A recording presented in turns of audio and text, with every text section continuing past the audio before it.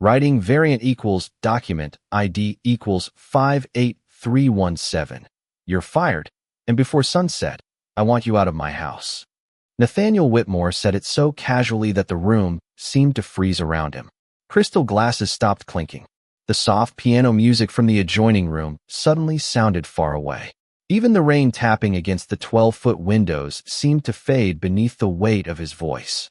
Avery Johnson stood beside the long marble table, holding a silver tray with a single untouched glass of sparkling water.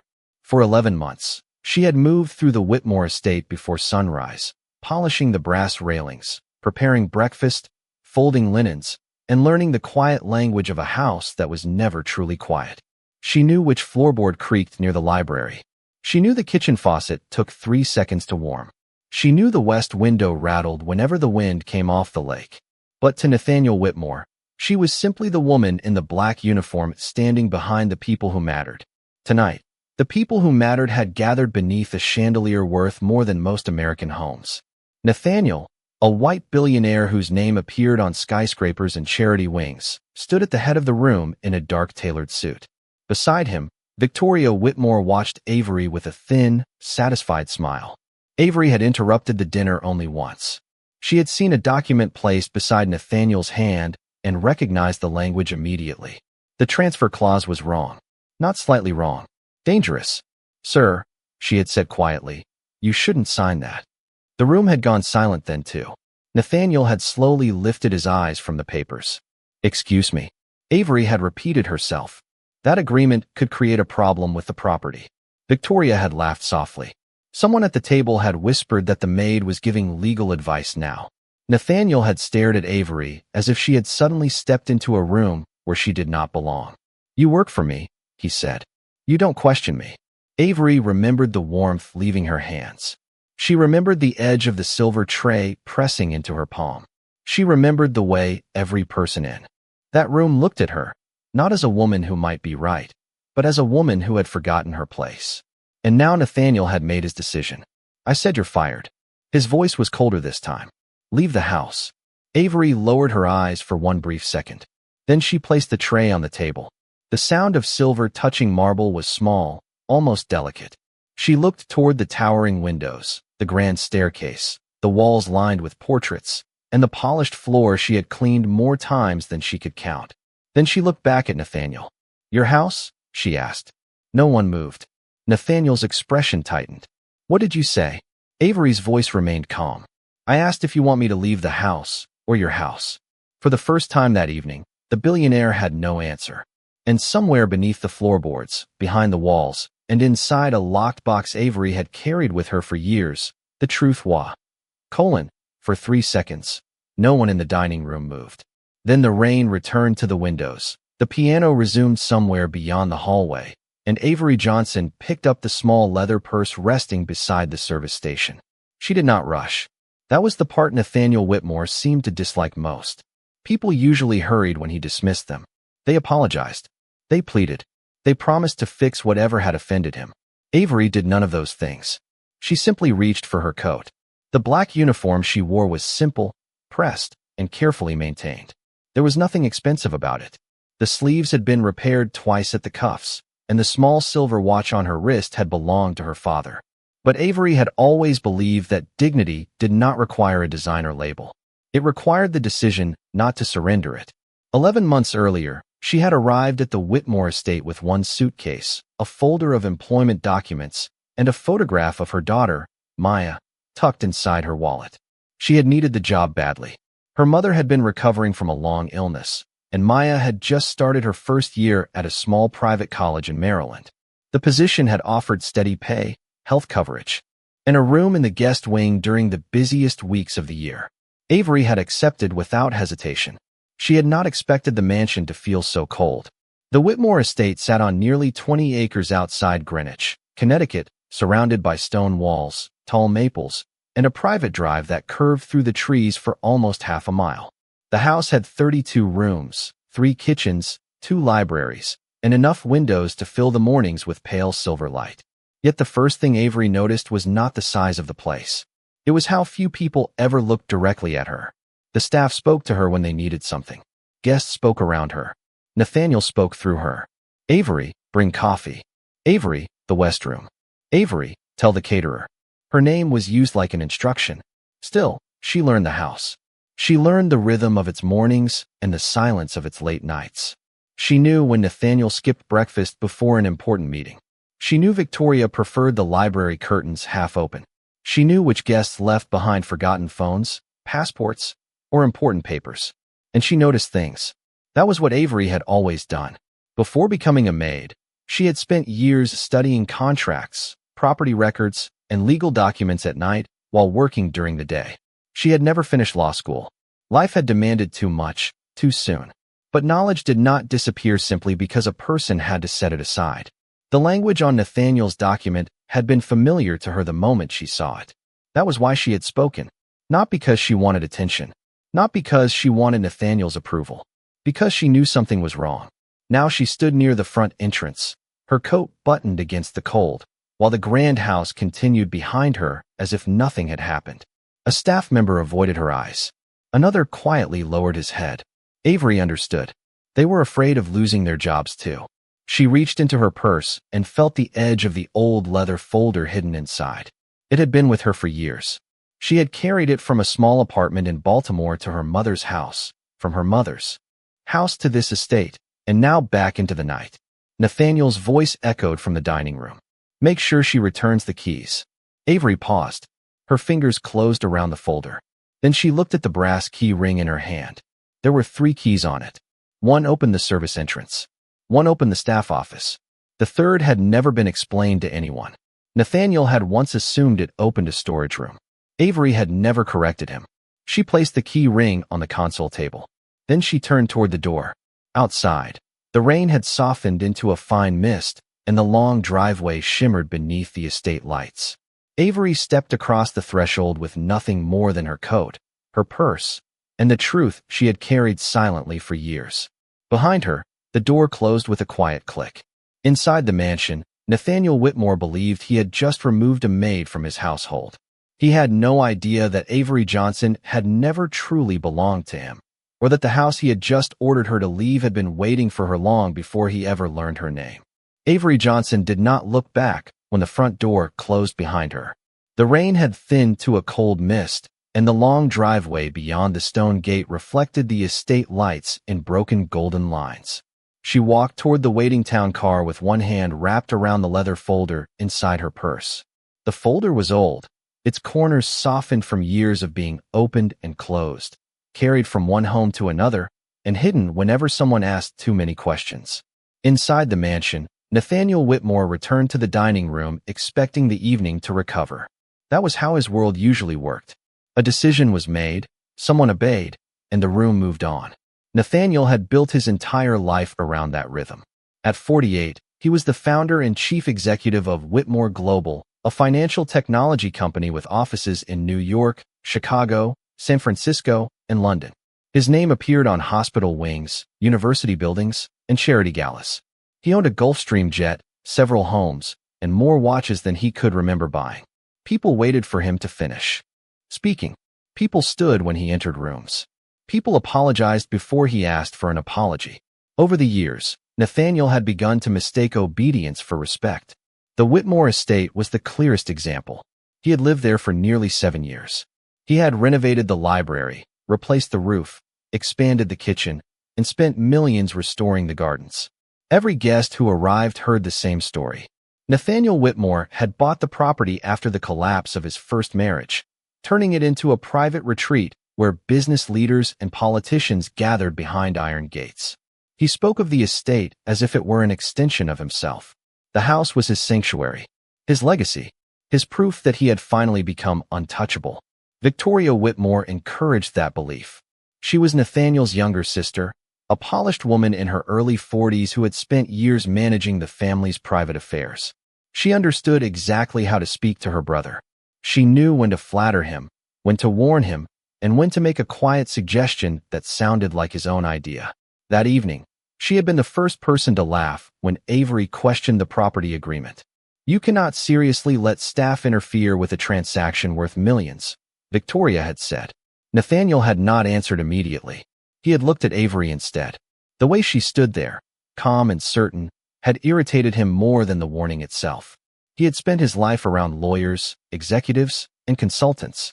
They challenged him with polished language and carefully prepared arguments. Avery had simply looked at a document and told him not to sign it. To Nathaniel, that felt less like advice and more like defiance. Now, after Avery had left, Victoria returned to the table and poured herself another glass of sparkling water. She should have been dismissed months ago, she said. Nathaniel stared at the papers still lying near his plate. She knew what was in the agreement. Victoria paused. She is a maid, Nathaniel. The words settled over the room. Nathaniel looked toward the entrance where Avery had disappeared. For one brief moment, something unsettled him. Not guilt. Not yet. It was the memory of her voice. Your house? Victoria noticed his silence and smiled. Do not let her make you question yourself. Nathaniel picked up the document again. The language was dense, filled with legal terms and references to property restrictions. His attorney had prepared it. His advisors had reviewed it. It was supposed to be routine. He had no reason to doubt it. So he signed the final page. The pen moved smoothly across the paper. Outside, Avery's town car disappeared beyond the trees. Inside, Nathaniel Whitmore placed the document beside his plate and leaned back in his chair. He believed the matter was finished. He believed a woman who had worked quietly in his house for 11 months had finally been reminded of her place. He believed the estate belonged to him. But the truth was already moving toward him through a chain of signatures, old records, and one forgotten agreement signed long before he ever walked through those gates. And by morning, the man who believed he owned the house would discover that the house had never belonged to him at all.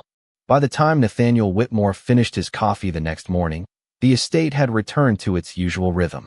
The kitchen staff moved quietly between the counters. A groundskeeper checked the irrigation system near the eastern garden. The housekeeper reviewed the day's schedule. And in the main office, Nathaniel sat behind a walnut desk, preparing for a video conference with his attorneys in Manhattan. He had already forgotten the exact sound of Avery Johnson's voice when she questioned him. Or at least, he told himself he had. The signed property agreement lay inside a leather portfolio beside his laptop. It was supposed to finalize the next stage of a private development plan involving the estate and several neighboring parcels. Nathaniel had spent weeks discussing the project with investors. The land was valuable, and the proposed changes could increase the property's worth by tens of millions of dollars.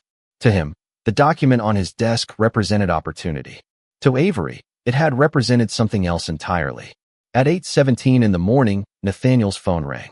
The caller identification displayed the name of Martin Hale, the senior attorney who had handled Whitmore Global's most important property transactions for more than a decade. Nathaniel answered without looking up. Martin. There was a pause on the other end. Nathaniel, I need you to stop everything involving the estate. Nathaniel leaned back in his chair. What happened? The transfer agreement you signed last night. Yes. Who prepared the property documents? Nathaniel glanced at the leather portfolio. Your office. Another pause followed. This one was longer. That is not what I am asking. Nathaniel's expression changed. Martin, what exactly are you saying? I am saying that the property cannot be transferred under the terms you signed. Nathaniel stood. Why not? Martin took a breath. Because you are not the registered owner. The room seemed to lose its warmth. Nathaniel stared through the windows at the estate grounds, where the morning sun had begun to brighten the wet grass. That is impossible. I thought so too. I purchased the house. You purchased the right to occupy it. Nathaniel said nothing. Martin continued carefully. The original agreement was established through a family trust. The property was placed under a protected ownership structure years before you moved in. Nathaniel felt a pressure behind his eyes. Who owns it? Martin did not answer immediately. That silence was enough to make Nathaniel's fingers tighten around the phone. Martin, the current beneficiary is Avery Johnson. Nathaniel looked at the desk. The signed agreement lay only a few feet away. The woman he had dismissed the night before. The woman he had ordered to leave. The woman he had told that she worked for him. That cannot be right, he said. I have lived there for 7 years. I know. I paid for renovations. I know. I paid property taxes. Some of them. Nathaniel's voice became sharper. What does that mean? Martin answered quietly. The trust agreement required you to maintain the property and cover operating expenses. It did not transfer ownership. Nathaniel turned toward the door. Why was I never told this? You were. The answer stopped him. What? The original documents were included in the closing package. Nathaniel's eyes moved toward the leather portfolio. I signed hundreds of pages. You signed the agreement. The office suddenly felt smaller. Nathaniel remembered the morning he had purchased the estate. He remembered the attorneys, the folders, the signatures, and the people telling him where to initial. He remembered being exhausted after a 12-hour negotiation. He remembered trusting the people around him. But he did not remember Avery Johnson. He had not known her then. Martin's voice pulled him back. There is another issue. Nathaniel closed his eyes. What now? The agreement you signed last night may have triggered a review of the trust. A review by whom? The trustee. Who is the trustee? Martin hesitated. Then he said, Avery Johnson. Nathaniel slowly lowered the phone. For the first time since he had built his fortune, he had no immediate command to give. Across the estate, the front gate opened. A black sedan entered the driveway. Avery had returned. Nathaniel watched the vehicle move between the trees. She had no reason to come back. No reason to answer his calls. No reason to help him. Yet she stepped out carrying the same leather folder she had taken with her the night before. And as Nathaniel watched her approach the house, one thought finally became impossible to ignore. The woman he had believed was standing at the bottom of his world might have been standing above him the entire time. Avery Johnson stepped out of the black sedan with the leather folder tucked beneath one arm. She wore the same navy coat from the night before, her hair pulled back neatly, her expression calm enough to make Nathaniel Whitmore uncomfortable.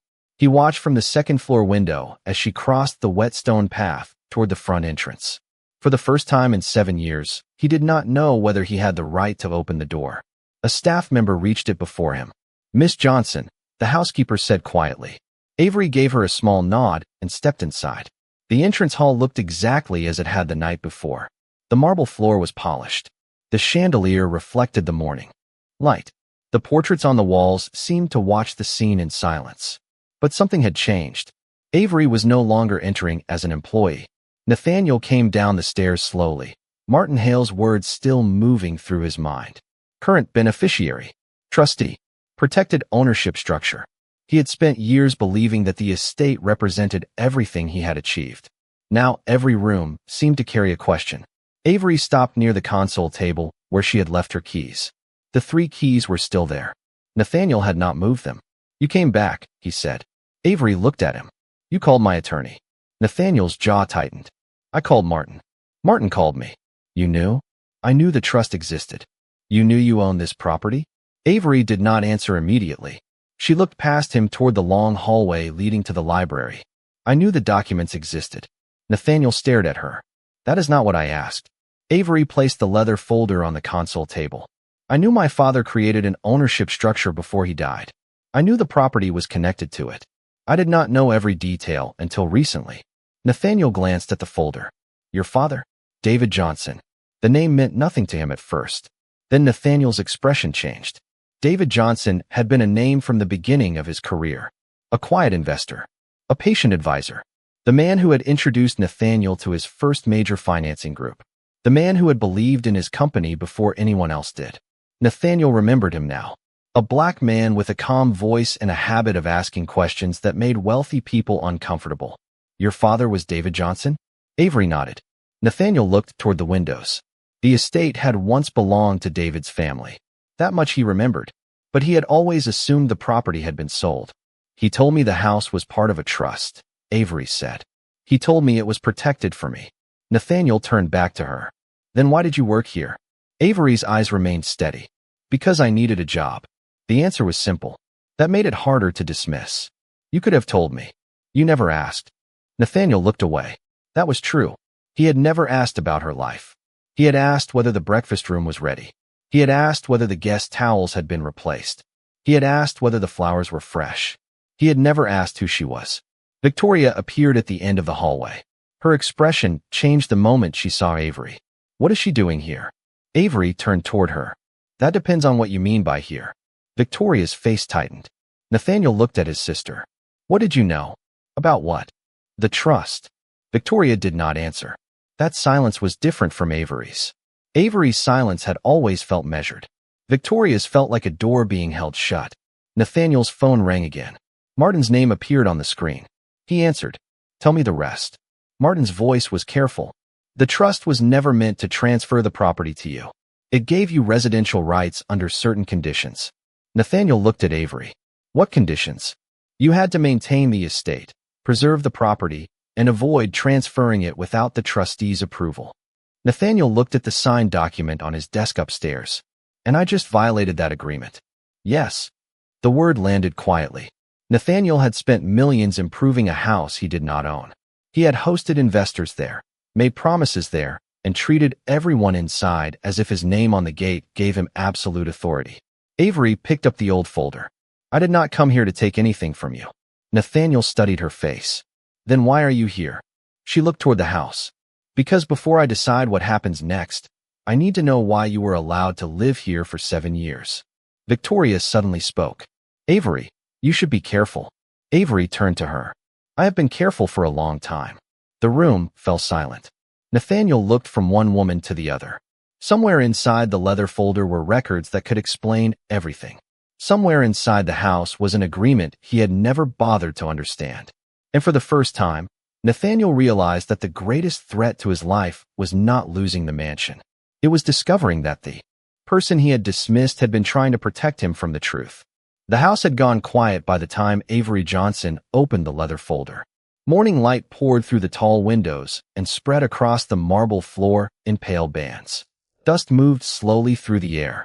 Somewhere beyond the library, a clock marked each second with a soft, deliberate sound. Nathaniel Whitmore stood across from Avery without speaking. Victoria remained near the doorway, her arms folded tightly, her expression carefully composed. Avery placed the first document on the table. It was a copy of an old trust agreement, the paper yellowed at the edges but preserved with care. Nathaniel looked down at the signatures. One belonged to David Johnson. The other belonged to a man he had not thought about in years. "This agreement was created 22 years ago," Avery said. "My father established the trust after he acquired the property from the previous owner." Nathaniel frowned. "Your father acquired this estate?" "Yes." "Then why did I believe I bought it?" Avery looked at him. "Because you were allowed to believe that." The sentence settled into the room. Nathaniel reached for the document, but Avery placed her hand over the page. "Not yet." He stopped. She was not afraid of him. That realization carried a strange weight. For years, Nathaniel had assumed that everyone in his world measured their words according to his power. Avery did not. She measured hers according to the truth. "My father trusted you," she continued. "He believed you were building something important. When your company nearly failed, he helped you secure financing." Nathaniel remembered. The first major investment had arrived at a time when his company was weeks away from collapse. David Johnson had never demanded public credit. He had never asked for a position. He had simply provided the support Nathaniel needed. "Your father gave me the estate," Nathaniel said. "No," Avery replied. "He gave you a place to live." Nathaniel looked toward the library windows. The garden beyond them was still wet from the night's rain. "Why?" "Because he believed you needed stability while you built your company. The agreement allowed you to live here and maintain the property, but the ownership remained protected." Nathaniel's eyes returned to the document. "And after he died, the trust passed to me." Victoria shifted near the doorway. Avery noticed. So did Nathaniel. "What did you know?" he asked his sister. Victoria's expression hardened. "I knew the property was complicated." "That is not an answer. You were busy building the company. You handled the paperwork. I handled many things." Avery opened another file. This one contained a series of emails, property records, and financial statements. "The transfer agreement you signed last night was not the first attempt to move the property." Nathaniel stared at her. "What are you saying?" Avery turned one page toward him.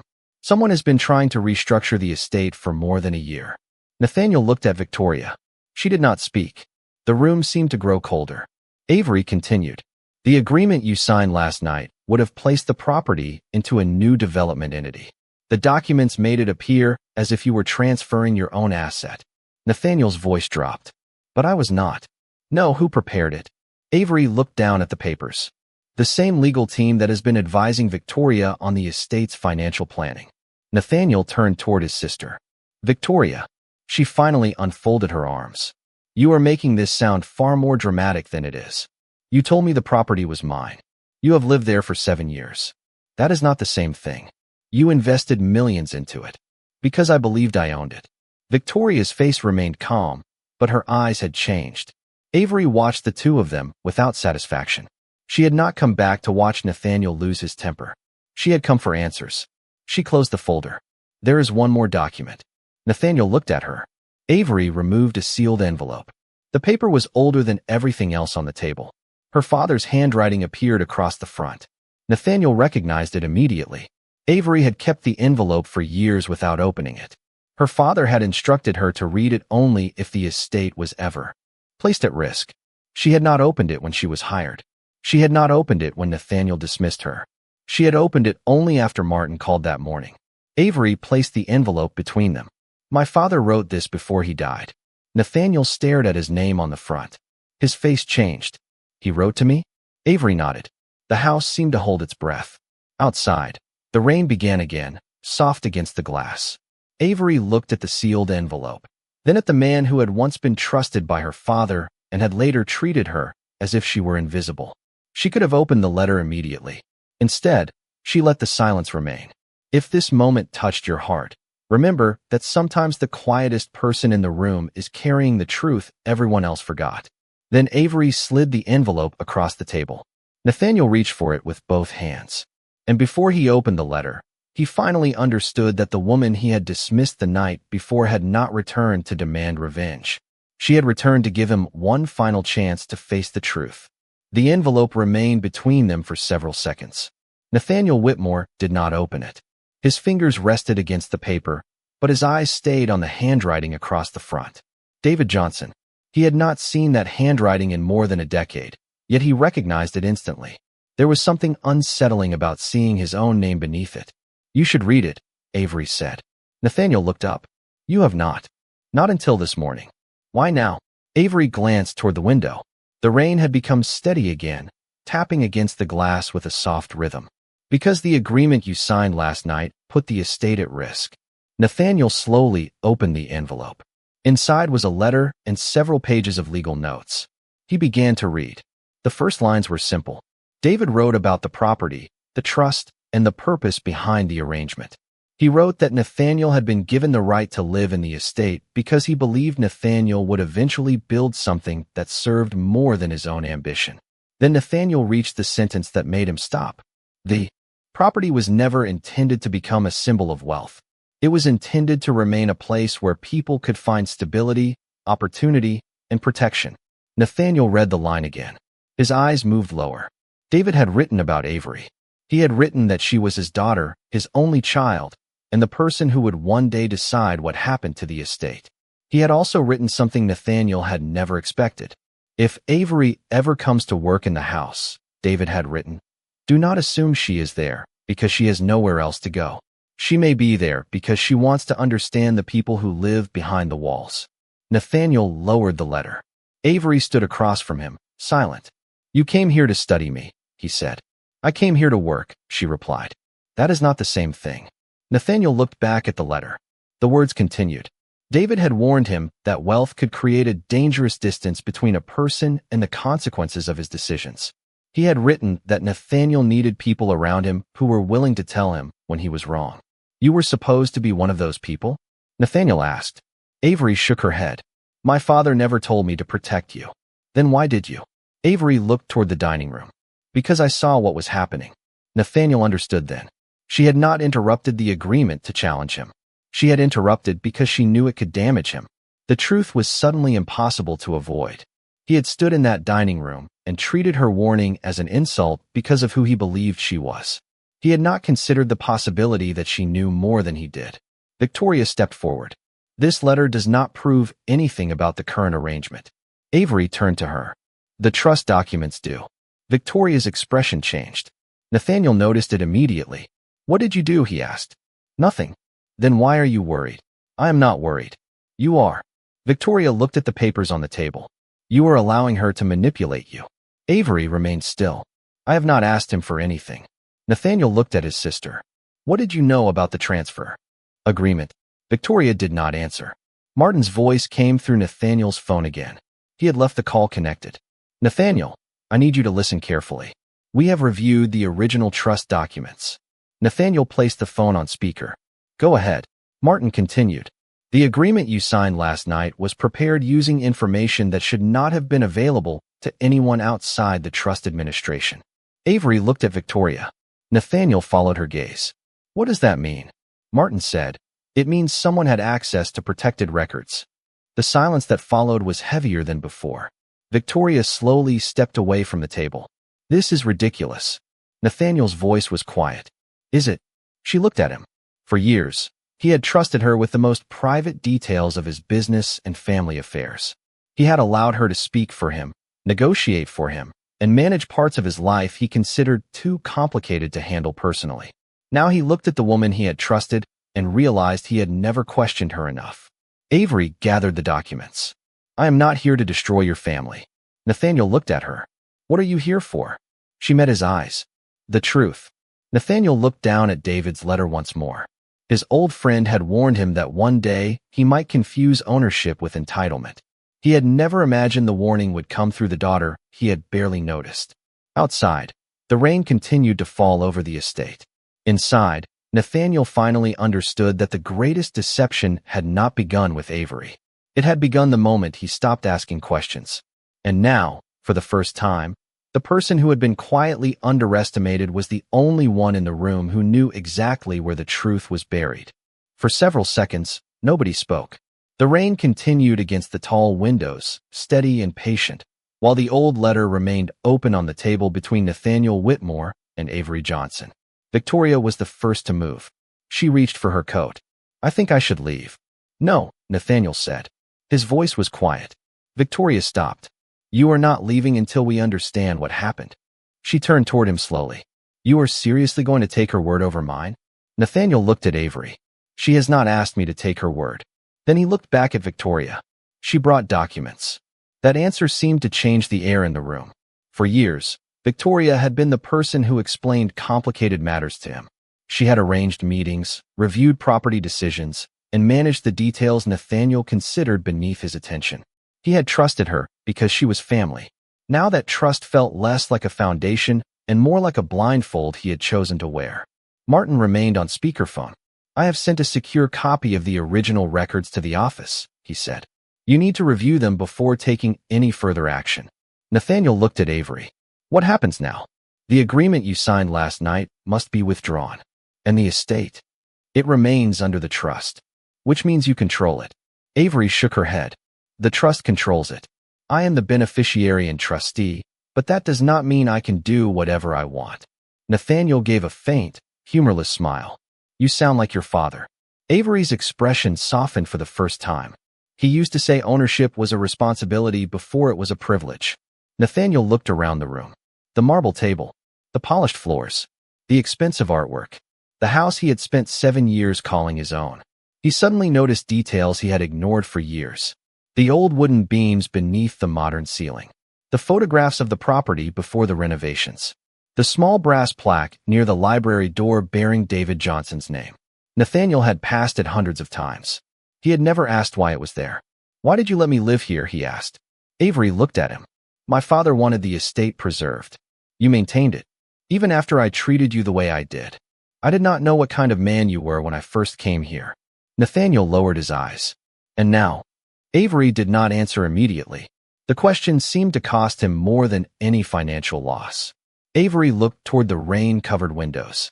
Now I know you can be arrogant. Nathaniel almost smiled. That is fair. I also know you can be generous. He looked up. You do? I saw the medical wing you funded in New Haven. I saw the scholarships your foundation provides. I saw what you did for the employees during the company crisis. Nathaniel was silent. Avery continued. That is why I did not want to believe you were incapable of listening. Her words reached him in a way the legal documents had not. Nathaniel had expected anger. He had expected humiliation.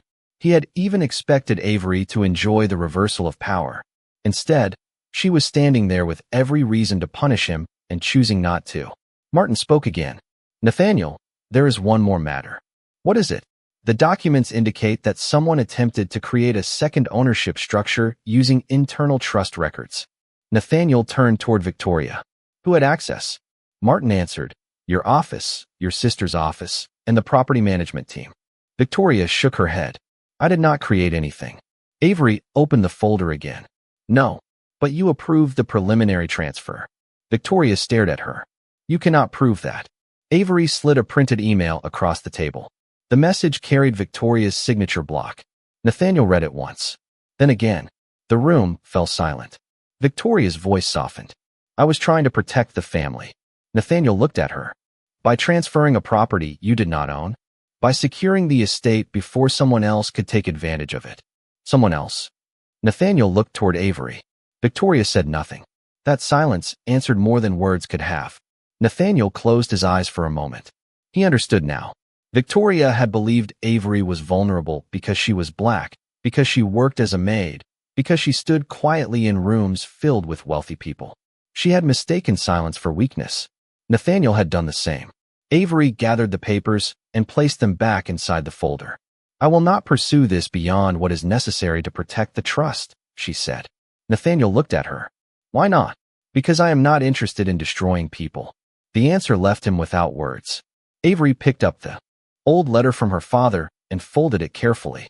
But things have to change. Nathaniel nodded slowly. What do you want? Avery looked at him. I want you to stop treating people like they are invisible. Nathaniel looked toward the front entrance, remembering the night before, the uniform, the tray, the words he had spoken without thinking. I am sorry, he said. Avery did not immediately respond. For firing you, he asked. For everything. The rain softened against the glass. Avery studied his face. Then she said, an apology is not a payment. It is a beginning. Nathaniel nodded. For the first time in years, he did not try to negotiate the moment.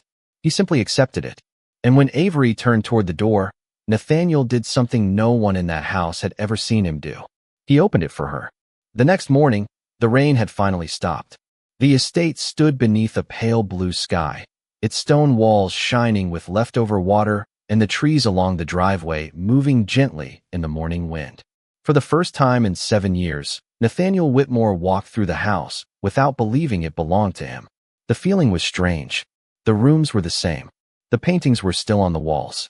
The marble floors still reflected the sunlight. Yet something inside the house had changed. Or perhaps something inside him had. Avery Johnson stood in the library near the tall windows, reviewing the trust documents with Martin Hale on a video call. She was no longer wearing the black uniform.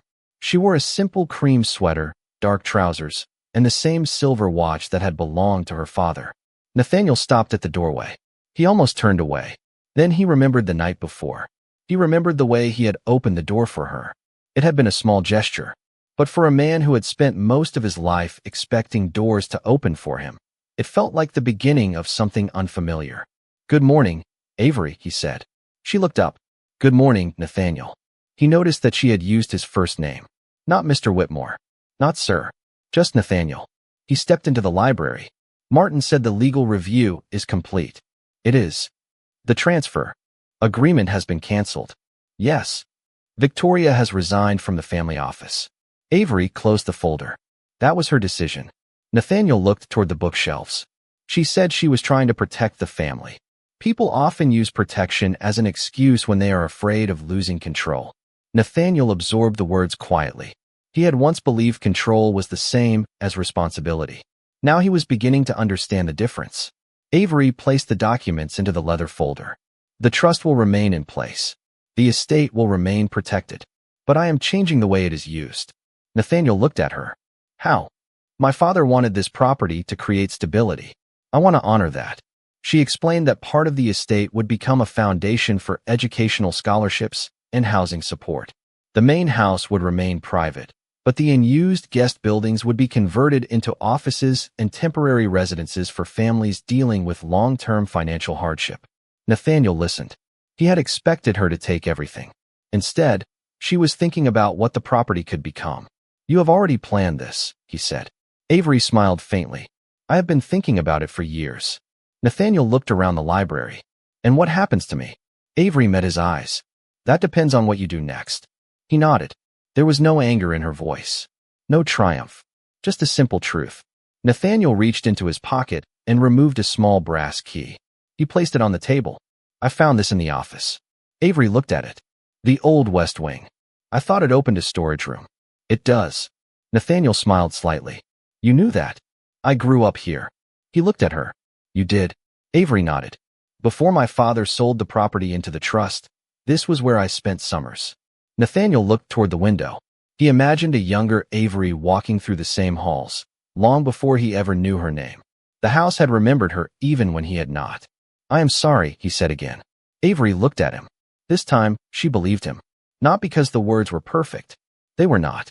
But because Nathaniel no longer sounded like a man trying to repair his image. He sounded like a man learning how to see. Avery picked up the key. Nathaniel turned toward the door. Avery. She looked up. Yes. I know you do not owe me a job. I know. But if you ever need someone to help with the foundation, he stopped. I would like to help. Avery studied him for a moment. Then you can start by learning the names of the people who work here. Nathaniel nodded. I will. And by listening when someone tells you that you are wrong. He gave a small smile. That may take practice. Then practice. He left the library. A few minutes later, Nathaniel walked through the service corridor for the first time. He saw the staff moving through the house, carrying supplies, organizing schedules, and completing the work that kept the estate running. One of the younger employees looked surprised when Nathaniel greeted him by name. Nathaniel had to ask twice before he remembered it. But he remembered. Outside, Avery stepped onto the front terrace. The morning sunlight touched the wet stone and turned every drop of water into a small reflection. She looked back at the house. For 11 months, she had entered through the service door carrying trays and folded linens. Today, she walked through the main entrance. Nathaniel stood inside, several feet away. He did not block her path. He did not give an order. He simply stepped aside. Avery walked forward. The old house opened around her with the quiet sound of morning. Behind her, Nathaniel looked at the empty silver tray still resting on a side table. He understood now that the woman he had once dismissed had never been powerless. She had simply never needed to prove her strength by becoming cruel. Avery reached the end of the terrace and stopped beneath the sunlight. The wind moved gently through the trees. No one spoke. The house remained standing. The truth had finally found its place. And for the first time, Nathaniel understood that kindness was not weakness. It was the strength to hold power in your hands and choose not to use it against someone who had once been unable to fight back.